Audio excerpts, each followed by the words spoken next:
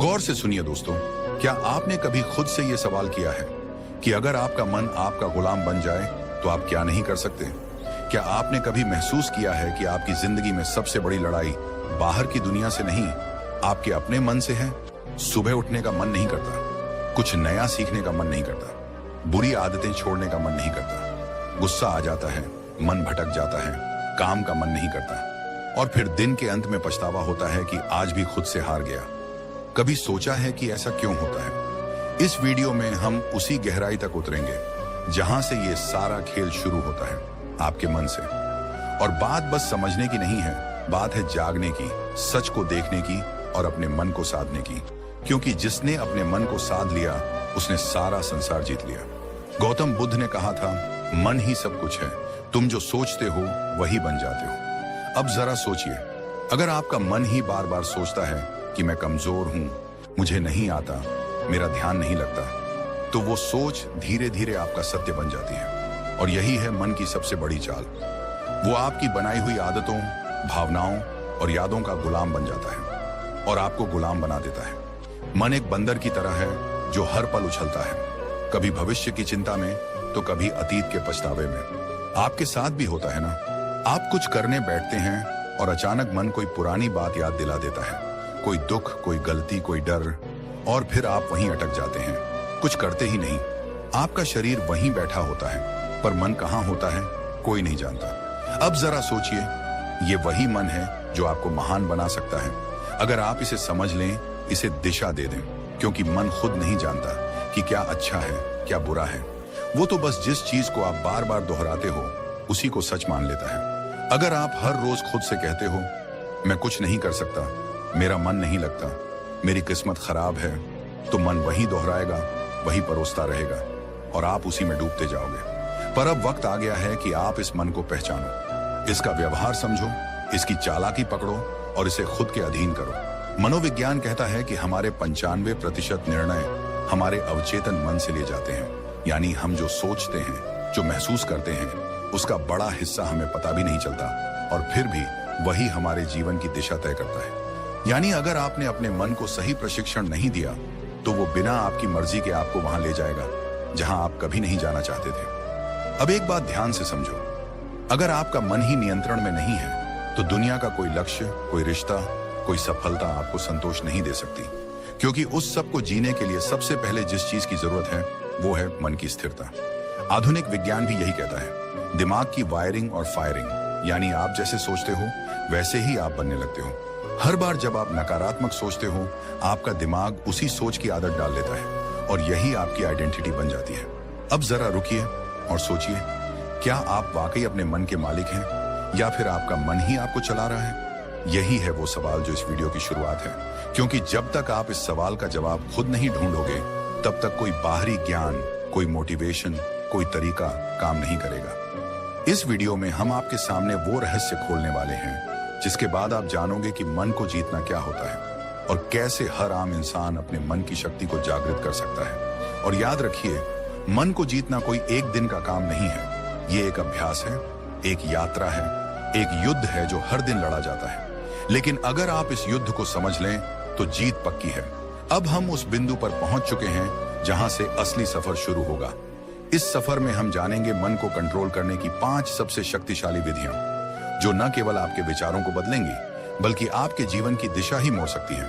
तो बने रहिए इस वीडियो के साथ, क्योंकि अब जो आएगा वो सिर्फ जानकारी नहीं, जागृति है। पहली विधि, सकारात्मक आत्मवार्ता, पॉजिटिव सेल्फ टॉक। क्या आपने कभी अपने आप से कहा है, मुझसे नहीं होगा? स्विंगल, मैं हमेशा गलती करता हूं। जेरेनियम, मेरे बस की बात नहीं है।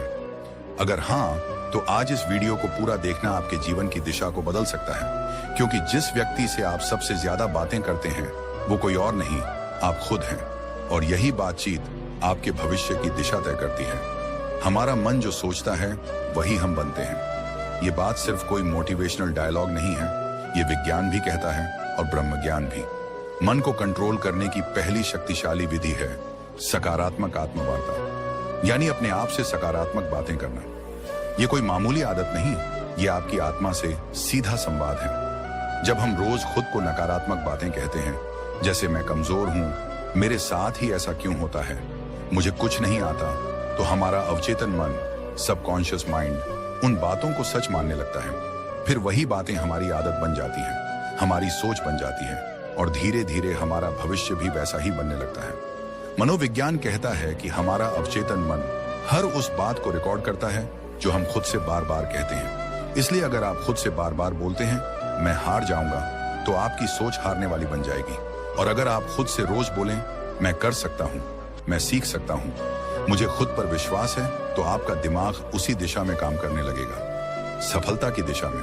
इस आत्मवार्ता का असर केवल आपके आत्मविश्वास पर ही नहीं पड़ता, बल्कि ये आपके शरीर की ऊर्जा, आपके फैसले और आपकी दृष्टि तक को प्रभावित करता है। गौतम बुद्ध ने कहा था, मन ही सब कुछ है, जैसा तुम सोचते हो वैसे ही बन जाते हो। उनकी ये बात आज के विज्ञान से भी मेल खाती है। पॉजिटिव सेल्फ टॉक हमारे न्यूरॉन्स को नए रास्ते बनाने पर मजबूर करती है। यानी जब आप बार बार खुद से अच्छा बोलते हैं तो आपका दिमाग नई संभावनाओं के लिए खुलने लगता है। अब सवाल उठता है, ये सकारात्मक आत्मवार्ता करनी कैसे है? सबसे पहले हर सुबह उठते ही अपने आप से एक बात जरूर कहिए, मैं आज पहले से बेहतर हूं और हर दिन आगे बढ़ रहा हूं। ये छोटे छोटे वाक्य आपके दिन की दिशा तय करते हैं। दूसरा, जब भी कोई काम मुश्किल लगे तो खुद से ये मत कहो कि मुझसे नहीं होगा, बल्कि कहो ये चुनौती है और मैं इसे सीखने का मौका मानता हूं। इस सोच से आपका डर छंटने लगता है। तीसरा, अगर आप किसी गलती को लेकर खुद को कोसते हो तो उसी समय खुद से कहो, मैं सीखने वाला हूं, गलती मेरी पहचान नहीं है। ये आत्म स्वीकृति आपके मन को बोझ से मुक्त करती है। दुनिया में कोई भी सफलता तब तक नहीं आती जब तक आप खुद पर विश्वास करना नहीं सीखते, और यह विश्वास तब पैदा होता है जब आप खुद से बात करना शुरू करते हैं, सकारात्मक ढंग से। अब यहाँ एक बात और समझना बेहद जरूरी है। सकारात्मक आत्मवार्ता का मतलब ये नहीं कि आप हर हाल में खुद से झूठ बोलें, बल्कि इसका अर्थ है अपने अंदर की सच्चाई को देखना, समझना और उसे उन्नत दिशा में मोड़ना।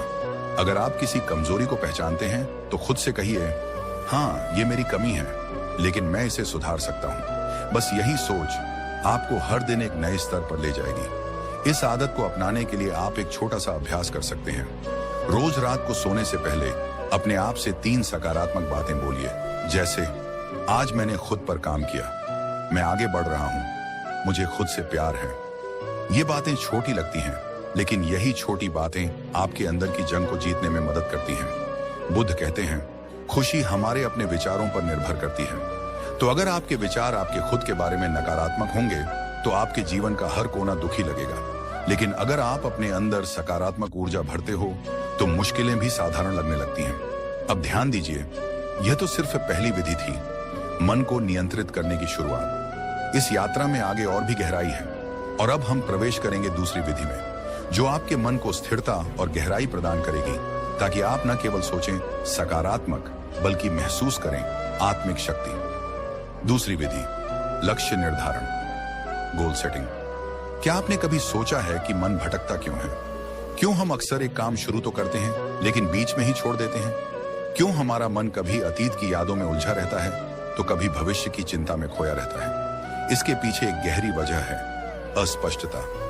मन को दिशा तब मिलती है जब उसे पता हो कि उसे जाना कहाँ है, और जब यह दिशा नहीं होती तो मन बिल्कुल उस घोड़े की तरह होता है जो खुली जमीन में बेतहाशा दौड़ रहा हो, बिना किसी मंजिल के। इसलिए मन को नियंत्रित करने की दूसरी शक्तिशाली विधि है लक्ष्य निर्धारण। जी हाँ, स्पष्ट, यथार्थवादी और प्रेरणादायक लक्ष्य। जिस इंसान ने अपने जीवन का उद्देश्य तय कर लिया, उसका मन खुद ब खुद अनुशासित हो जाता है। गौतम बुद्ध ने एक बार कहा था, यदि कोई व्यक्ति एक बाण को निशाने पर चलाता है तो पहले वह जानता है कि निशाना कहाँ है। उसी प्रकार जीवन को सही दिशा में ले जाने के लिए मनुष्य को पहले अपने लक्ष्य को जानना चाहिए। ये बात सिर्फ बौद्ध दर्शन में नहीं, बल्कि आधुनिक मनोविज्ञान में भी साफ साफ कही जाती है। मनोवैज्ञानिक कहते हैं कि जब आप स्पष्ट लक्ष्य बनाते हैं तो आपका मस्तिष्क एक केंद्र बिंदु ढूंढ लेता है। यह केंद्र बिंदु दिमाग को एक ही दिशा में सोचने, योजना बनाने और मेहनत करने के लिए प्रेरित करता है। जिस तरह से जीपीएस लोकेशन डाले बिना रास्ता नहीं दिखाता, उसी तरह लक्ष्य के बिना आपका मन आपको कहीं नहीं ले जाएगा, या फिर किसी ऐसी जगह पहुंचा देगा जहां आप कभी जाना ही नहीं चाहते थे। यहां पर एक महत्वपूर्ण तथ्य आता है, रेटिकुलर एक्टिवेटिंग सिस्टम RAS, ये हमारे मस्तिष्क का एक खास सिस्टम होता है जो हमें सिर्फ उन्हीं चीजों पर ध्यान देने देता है जो हमारे लक्ष्य से जुड़ी होती हैं। उदाहरण के लिए, अगर आप सोचते हैं कि मुझे एक लेखक बनना है, तो अचानक आपको किताबें, लेखन से जुड़ी जानकारी और अवसर खुद ही दिखने लगते हैं। ये कोई जादू नहीं है, ये आपका लक्ष्य और दिमाग का आपसी तालमेल है। अब सवाल ये है, लक्ष्य कैसा होना चाहिए? कई बार लोग बहुत बड़े बड़े लक्ष्य बना लेते हैं, लेकिन वो इतने धुंधले और अनियोजित होते हैं कि दिमाग उन्हें समझ ही नहीं पाता। इसलिए पहला कदम है अपने लक्ष्य को स्पष्ट और यथार्थवादी बनाना। उदाहरण के लिए, अगर आप कहते हैं मुझे सफल बनना है, तो यह बहुत ही धुंधला लक्ष्य है। लेकिन अगर आप कहते हैं मुझे अगले 6 महीनों में एक किताब लिखनी है, या मुझे 1 साल में एक छोटा बिजनेस शुरू करना है, तो आपका दिमाग उस लक्ष्य को पकड़ पाता है। यहाँ एक और बात समझना जरूरी है, लक्ष्य केवल मस्तिष्क को दिशा ही नहीं देता, बल्कि भावनात्मक ऊर्जा भी प्रदान करता है। जब हम एक लक्ष्य बनाते हैं और उसे पाने की कल्पना करते हैं, तो हमारे दिमाग में डोपामिन नामक रसायन रिलीज होता है। यह रसायन हमें खुशी, प्रेरणा और एक सकारात्मक ऊर्जा देता है। यानी लक्ष्य केवल मन को रोकता नहीं, बल्कि उसे चलने की सही प्रेरणा भी देता है। अब एक और सवाल उठता है, क्या एक लक्ष्य ही काफी है? तो इसका उत्तर है